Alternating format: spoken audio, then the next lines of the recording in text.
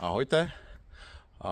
Je těsně po štědrém dnu a řekli jsme si, že už dost bylo ležení a cukroví a dáme si fotbalovou challenge číslo 2. V prvním kole se budeme snažit trefit Teodorek tyčku a já se budu snažit trefit břevno.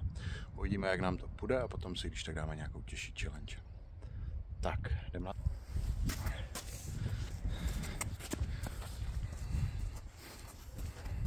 No, nemusíš tak rozbíhat.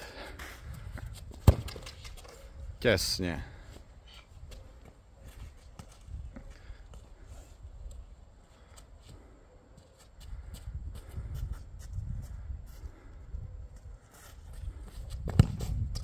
Těsně. Ještě máš 2, dělej.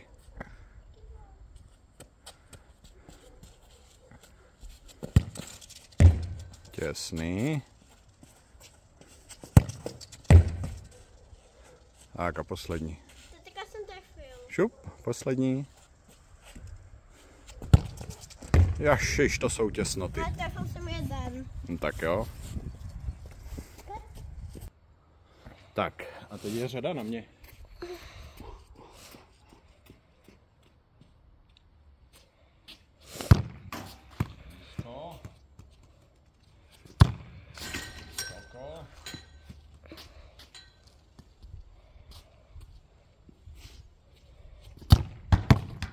Břevno a dvojitý. A trojitý. Čtvrtý.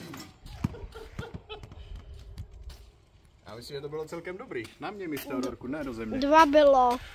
Tak čau. No.